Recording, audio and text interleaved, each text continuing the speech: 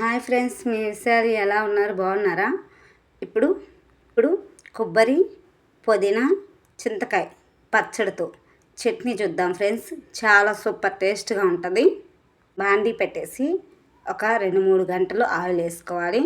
1 spoon పచ్చిపప్పు, 1 spoon మినపప్పు, 1 spoon ధనియాలు వేసి బాగా వేపుకోవాలి. అలాగే 1 స్పూన్ జీలకర్ర కూడా వేసి కొంచెం కలర్ వచ్చే వరకు వేపాలి. పచ్చిమిర్చి వేసుకోవాలి. నేనైతే 2 కొబ్బరి చిప్పలు తీసుకున్నాను. మీరు కొబ్బరి చిప్పలు ఎన్నో దాన్ని బట్టి పచ్చిమిర్చి తీసుకోండి. 2 కొబ్బరి చిప్పలు బాగా ముక్కల్లా కట్ చేసి వాటర్తో క్లీన్ చేసి ఆ ముక్కల్లో కూడా మనం వేసుకొని వేపుకుంటూ ఉండాలి. తర్వాత 3 టమాటాలు కట్ చేసి సన్నగా ఆ టమాటాలు కూడా ఆయిల్లో వేసి బాగా మగ్గనివ్వాలి. అట్లాగే ఒక 5-6 చిన్నులపాయ రబ్బలు కూడా వేసుకోవాలి. వేసుకొని బాగా వేపుకోవాలి. పుదీనాకు కట్ట ఆకు మొత్తం వేస్తున్నాను.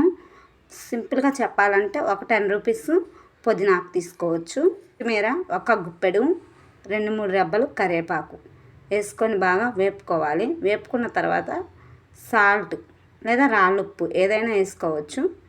కొంచెం పసుపు కూడా వేసుకోవాలి. ఇవన్నీ వేసి బాగా మగ్గనివ్వాలి.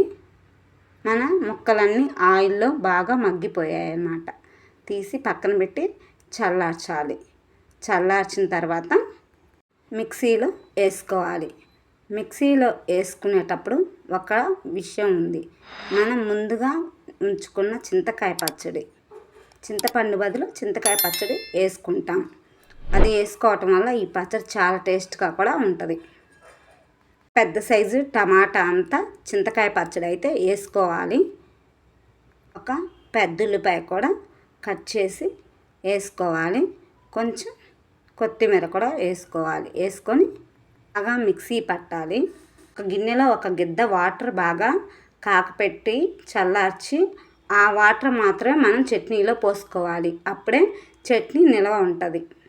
మనం అన్నీ వేపుకున్న బాండీలోనే ఇంకొంచెం ఆయిల్ వేసి పోపు దినుసులు వేసుకోవాలి. అట్లాగే ఎండుమిర్చి 2, కరివేపాకు రెబ్బలు 2 వేసుకోవాలి. ఏ చట్నీ అయినా సరే తాలింపుతోనే సూపర్ టేస్ట్ వస్తుంది.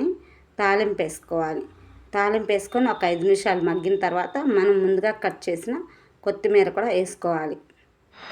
కొబ్బరి, చింతకాయ, పుదీనా పచ్చడి తయారీ సూపర్ టేస్ట్గా ఉంటుంది. వీడియో నచ్చితే లైక్ చేసి సపోర్ట్ చేయండి. Bye friends.